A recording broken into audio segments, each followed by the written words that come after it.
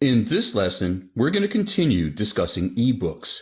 If you'd like to follow along, go under the File menu to Open, and in the Sample Files folder, scroll down to a folder called 1700 EPUB folder, and select 1703 Anchoring Objects in Text, and just click Open.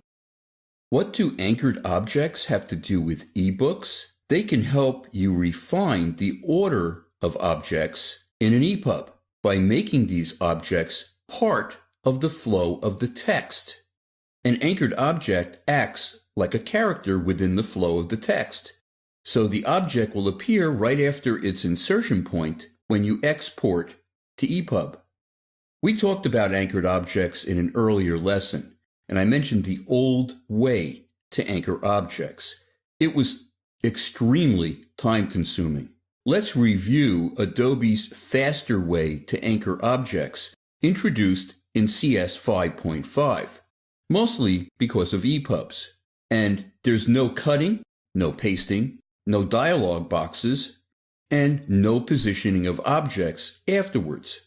All you have to do to anchor an object is to position the object where you want.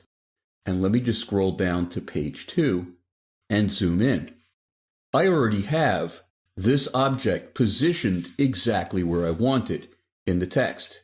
To make it into an anchored object, all I have to do is click on this blue square in the upper right-hand corner of my selected group here. You can see it's a group grouped together with the photo acknowledgement. And I'm just going to click on that blue square and drag it to an insert point. How about right after the chapter headline? Let me scroll down a little bit further and go to the next page that has an image on it. I'm going to select that image and I'm going to drag it to an insertion point right after the end of the paragraph before.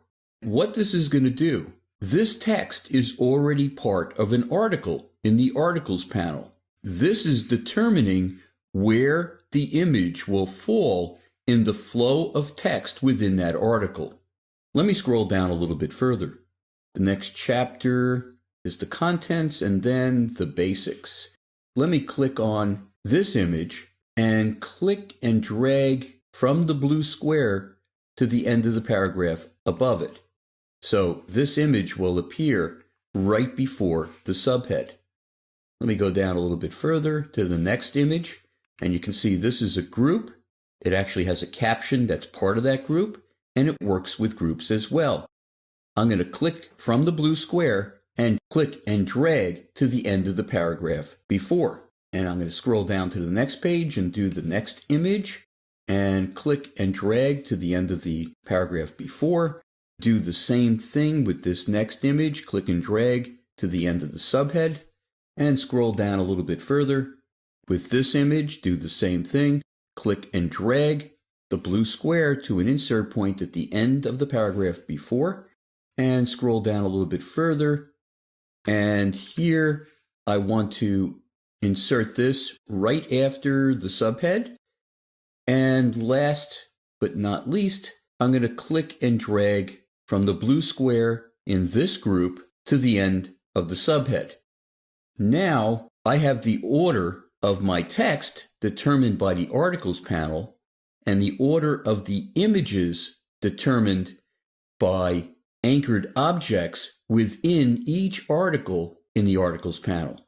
So it's probably going to come out a lot more like I would want it to come out when I export to EPUB. In the next lesson, we'll continue discussing EPUBs.